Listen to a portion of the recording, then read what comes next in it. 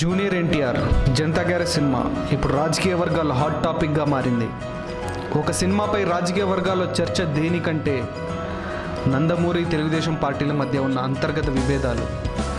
Janata garage benefit షోల విషయంలో మొదలైన రగడ చివరికి కృష్ణా జిల్లా రాజకీయాల్లో వేడి పుట్టించింది.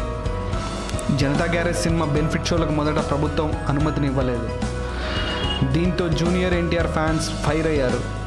ఉద్దేశపూర్వకంగా తమ హీరోపై కక్ష సాధించేందుకు ఈ విధంగా చేస్తున్నారంటూ ఆగ్రహం వ్యక్తం చేశారు.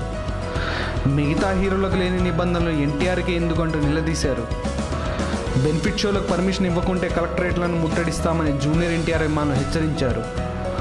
పరిస్థితి తీవ్రతను గమనించిన ప్రభుత్వం వెనక్కు తగ్గింది. జనతా గ్యారేజ్ బెనిఫిట్ షోలకు అనుమతినిచ్చింది. ఈ ఎపిసోడ్లో మొత్తం నారా లోకేష్ పాత్ర ఉన్నట్లు జూనియర్ ఎన్టీఆర్ అభిమానులు ఆరోపిస్తున్నారు. తమ హీరోపై కక్ష సాధించేందుకు నారా లోకేష్, బాలకృష్ణలు తెర వెనక ఇదంతా నడిపించారని వారు ఆగ్రహం వ్యక్తం చేశారు. మరోవైపు ఎన్టీఆర్ సొంత జిల్లాలో ఇలా జరగడం పార్టీకి మంచిది కాదని తెలుగుదేశం కార్యకర్తలు కూడా అభిప్రాయపడ్డారు. ఈ తోడు జూనియర్ ఎన్టీఆర్పై కక్ష సాధిస్తున్నారన్న సంకేతాలు జనాల్లోకి వెళ్తే రాజకీయంగా దెబ్బ తగులుతుందని కొందరు సీనియర్ నేతలు చంద్రబాబుకు సూచించారట. దీంతో రంగంలో దిగిన చంద్రబాబు నష్ట నివారణ చర్యలు చేపట్టినట్టు తెలుస్తుంది.